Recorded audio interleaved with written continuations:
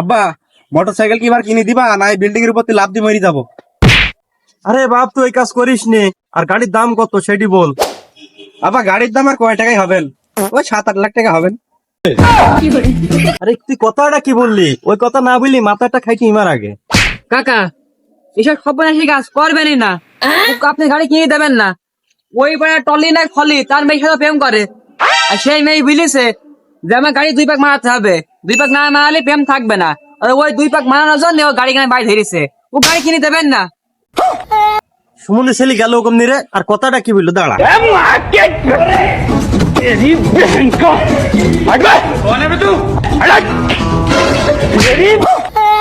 আরে শালা বইল ডাকি, ও আমার বন্ধু না শত্রু? ও কোনা এক পাক মারাতাম, তেল খরচ নিতাম না। ও শালা, তোমাকে আমি বললাম যে সেদিনকে প্রেমটা করিয়ে দাও, আর প্রেমটা করিয়ে দিলে না।